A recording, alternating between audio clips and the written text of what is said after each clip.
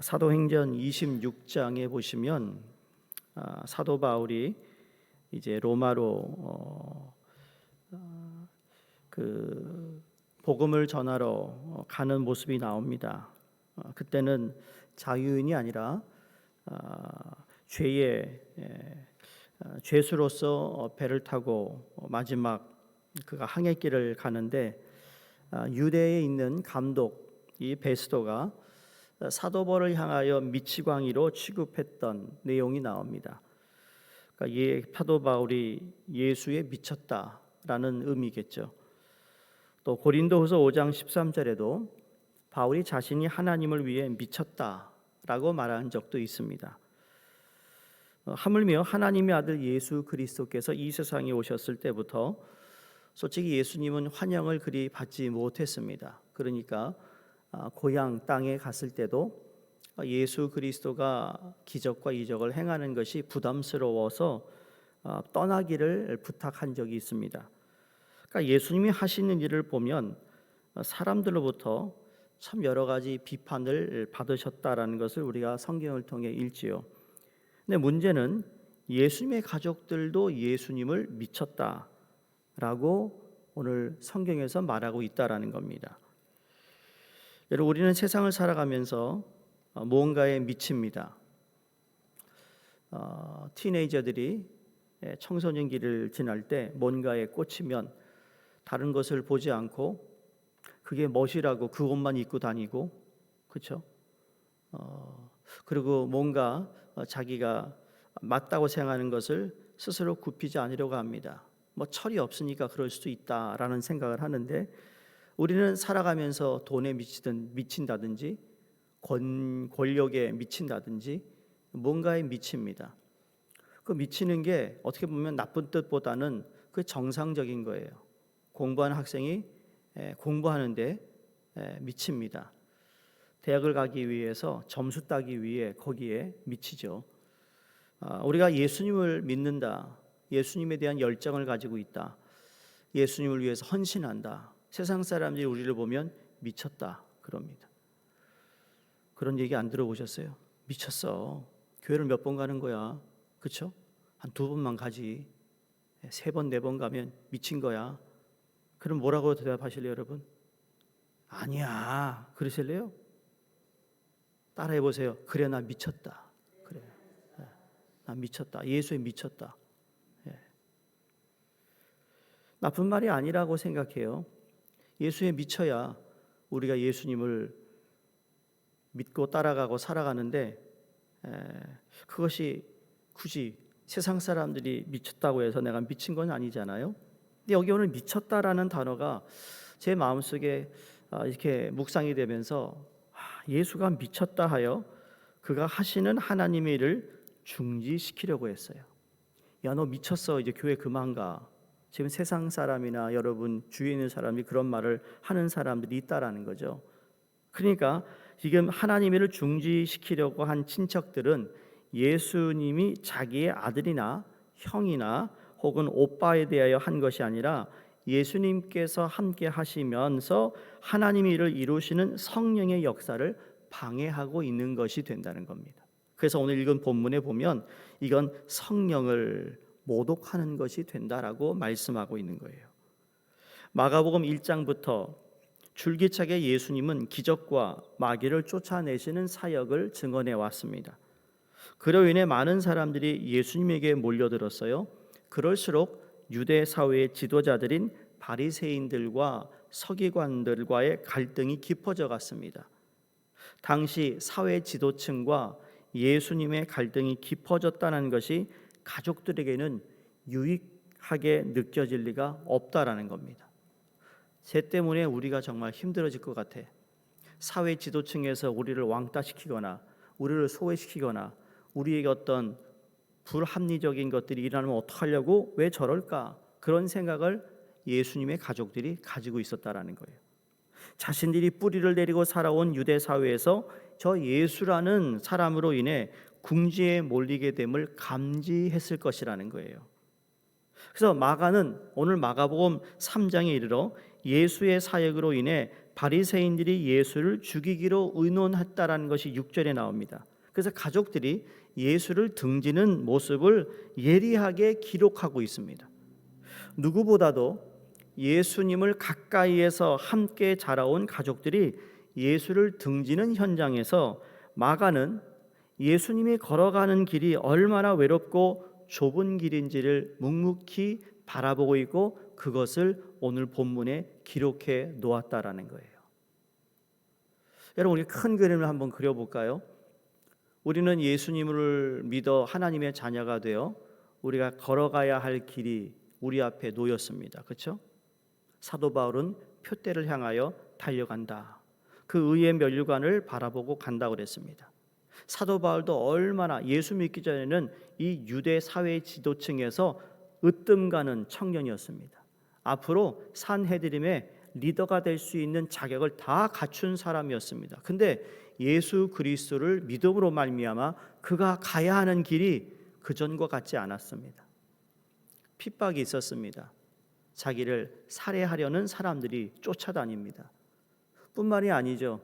제대로 먹지 못하고 때로는 도망가야 하는 이러한 삶을 만약에 비교해 보았을 때 여러분, 사도 바울의 만약에 친척이 있었다면 그 친척들은 사도 바울을 뭐라고 그럴까요? 미쳤다. 미쳤다. 왜 저 길을 갈까? 여러분, 예수님이 왜 이 길을 가셔야 했을까요? 우리는 그 답을 다 알고 있습니다. 예수님이 내가 길이요 진리요 생명이니 나로 말미암지 않고는 아버지께로 갈 자가 없다. 모든 인류가 나로 말미암아 나의 희생과 나의 죽음으로 하나님 아버지께 가까이 갈 수 있다면 그 길을 걸어가신 예수님을 우리가 이 사순절 묵상하고 있습니다. 그러니까 예수님이 걸어가는 길이 외롭고 좁은 길이라는 거죠. 성도님들, 우리가 그리스도인이 되어서 걸어가는 우리의 길 또한 예수를 따라가는 길이라면 그 길이 때로는 외롭고 정말 많은 때는 좁은 길이라는 사실을 잊어서는 안 된다는 겁니다. 예수를 믿으면서도 편한 길 가려 하고 예수를 믿으면서도 큰 길을 가려고 그러고 예수를 믿으면서도 이 세상의 길을 가려고 할 때 여러분, 그 안에 얼마나 갈등이 많겠어요. 이어서 예루살렘에서 서기관들이 내려와 예수에 관한 소문을 내기 시작합니다. 22절에 보시면 예루살렘에서 내려온 서기관들은 그가 바알세불이 집혔다 하며 또 귀신의 왕을 힘입어 귀신을 쫓아낸다 하니 그들은 예수님의 사역을 가리켜 더러운 귀신의 사역이라고 비하하고 있습니다. 저 예수가 이 바알세불이라는 이 악한 영을 받아서 다른 귀신의 왕을 힘입어 귀신을 쫓아내고 있다. 그래서 3장 11절에 정작 더러운 귀신들은 예수님 앞에 엎드려 당신은 하나님의 아들입니다 라고 고백을 하고 있는데 서기관들은 하나님의 아들 예수를 더러운 귀신에 사로잡혔다 말합니다. 이 말도 안 되는 얘기를 하고 있다라는 거죠. 여러분, 영의 세계도 제가 양육반에서 설명을 한 적이 있지만 영의 세계는요, 센 영이 덜 센 영을 이기는 거예요. 이건 우리가 아는 순리죠. 그렇죠? 세상에서 돈 많은 사람 앞에 돈이 없는 사람이 힘을 못 쓰잖아요. 권력 있는 사람 앞에 권력 없는 사람이 아무 소리도 못 해요. 영의 세계도 똑같아요. 지금 유대인들이 얘기하고 있는 이야기는 영의 세계에 어떤 강한 귀신이 들어왔고 안 들어왔고의 차이에 따라서 누구를 나가고 뭐 쫓아낼 수 있고 이런 것이 당연히 있다라는 거죠. 그러니까 지금 예수님은 이 강한 이 부엘세발이라는 걸 통해서 부엘세발이 들어와서 이 귀신을 쫓아내는 일을 하고 있다라는 거예요. 근데 그런가요? 하나님 아들 예수님은 이 세상의 그 어떤 영적인 존재보다도 강한 분이라는 걸 우리는 믿고 있습니다. 예수님만 들어오면 이 세상에 여러분 마귀 들린 사람, 사단의 귀신에 들린 사람 다 도망가는 줄로 우리는 믿고 있습니다. 왜? 예수님은 창조주시니까 말이죠. 감히 어떻게 어떤 사단이나 악한 영하고 비교할 수 있겠어요? 비교가 되지 않는다라는 겁니다.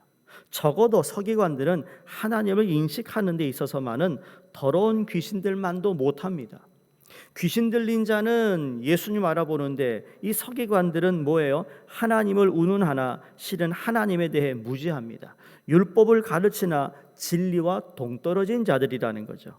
그러므로 자기의 삶의 기반을 지키기 위해 기꺼이 하나님과 진리를 모독하는 서기관들에게 예수님은 한 점의 자비도 없이 29절 이렇게 말합니다. 누구든지 성령을 모독하는 자는 영원히 사하심을 얻지 못하고 영원한 죄가 되느니라. 하나님을 섬기는 모양만 가졌지 실은 자신을 섬기는 서기관들의 이 죄는 영원에 이르도록 해결될 일이 길이 없다라는 것을 말씀합니다. 그래서 마가는 자기 죄의 무게도 알지 못한 채 예수를 등지는 서기관들 속에서 예수님이 걸어가실 아득하고 아련한 길을 쓸쓸히 바라봅니다. 근데 공교롭게도 오늘 본문에 그때 바로 이런 일이 벌어지고 있을 때 세상 사람들이, 서기관들이, 유대 지도층에 있는 사람들이 예수님 이런 식으로 비판하고 비난하고 저 악한 영 때문에 부엘세발로 귀신을 쫓아낸다는 얘기를 하고 있을 때 예수의 어머니와 형제들이 집 밖에서 예수를 불러달라고 사람을 들여보냅니다. 어머니와 형제들이 예수를 찾는다는 말에 예수님이 반문합니다. 어떻게 반문하세요? 누가 내 어머니며 누가 내 동생들이냐? 예수님 둘러앉은 자들을 보시면서 내 어머니와 동생들을 보라라고 말씀하시는데 어떻게 둘러앉은 이들이 예수의 가족이 될 수 있을까 생각하는 이들에게 예수님이 또 말씀하십니다. 35절이죠. 누구든지 하나님의 뜻대로 행하는 자가 내 형제요 내 자매요 어머니라. 하나님의 아들인 예수님은 이 땅에서 자신의 뜻을 이루기 위해서 오지 않으셨어요. 예수님은 하나님 안에서 하나님의 뜻을 따라 이 땅에 왔고 이 땅에 사셨고 이 땅에서 죽었고 그리고 부활하셨어요. 여러분, 예수님은 처음부터 끝까지 누구 때문에 왔어요? 누구를 위해 왔어요? 하나님의 뜻을 이 땅에서 순종하기 위해 오셨다라는 겁니다. 그러기에 누구든지 자신과 같이 하나님의 뜻대로 행하는 자는 예수의 가족이 된다는 겁니다. 예수와 한 혈육이어서도 아니고 종교적인 지위와 지식을 가져서도 아니고 오직 하나님의 뜻대로 행하는 자만이 예수의 형제요 자매요 어머니가 될 수 있다라고 말씀하면서 그래서 마가는 혈연과 종교적 자리를 넘어 진정한 예수의 가족이 되는 길은 딱 한 가지다. 그건 하나님의 뜻대로 행하는 것뿐이라고 예수님의 말을 증언하며 우리에게 묻습니다. 오늘 여러분의 삶에서 여러분은 예수님의 형제요, 자매요, 어머니입니까? 다시 말 묻습니다. 예수님은 우리를 부르실 때 하나님의 자녀가 되기를 바라는 마음이 있어요. 그럼 예수님의 가족으로 여러분 살아가고 있습니까? 예수님의 가족으로 살아간다는 의미는 하나님의 뜻대로 행한다는 것을 전제하고 있습니다. 오늘 성경 하나님 예수님 말씀에 그대로 인용하면 여러분 우리는 그냥 저절로 된다는 것이 아니라 일단 우리는 하나님의 가족이 되긴 됐어요. 하나님의 자녀가 됐으니까. 자녀가 되었기에 하나님이 그죠? 하나님의 뜻대로 행하는 삶을 살아간다는 여러분 이 사실을 우리가 잊지 말아야 될 것입니다. 오늘도 나는 하나님께서 나에게 부탁하신 일을 하기 위해 살아간다는 결단과 헌신으로 오늘 하루를 시작하시기를 주의 이름으로 부탁드립니다. 그래서 주님이 내려다 보실 때 내 형제요 내 자매요 고맙다 참 감사하다. 그래서 오늘도 내일도 주님을 만나는 그날까지 내가 하나님의 뜻대로 행하는 우리 예수 그리스도의 가족이 되시기를 주의 이름으로 축원드립니다. 기도하겠습니다.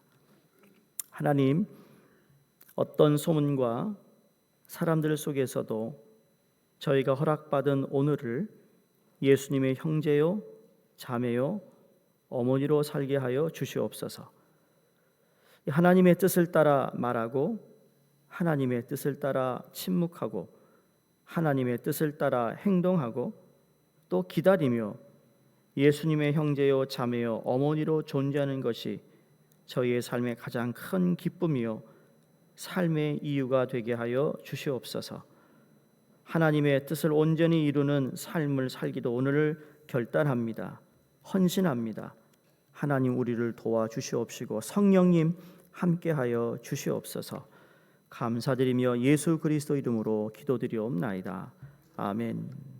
우리 함께 기도합니다. 우리 아시아권에 선교를 하시는 방글라데시의 다스젤라드 리스파 선교사님, 태국의 박윤식 박명순 선교사님, 라오스의 최춘호 선교사님 함께 기도하시고 또 이제 저희의 전교인 캠페인 이번 주일 마지막이 됩니다. 하나님께서 지금까지 함께 해주시고 은혜 주셨는데 마지막 시간까지 최선을 다하는 저희 모두가 되게 하시고 하나님의 목적과 뜻을 알고 깨달은 바 이제 그대로 살아갈 수 있도록 믿음도 헌신을 더하여 주시옵소서. 함께 기도하겠습니다. 할렐루야. 하나님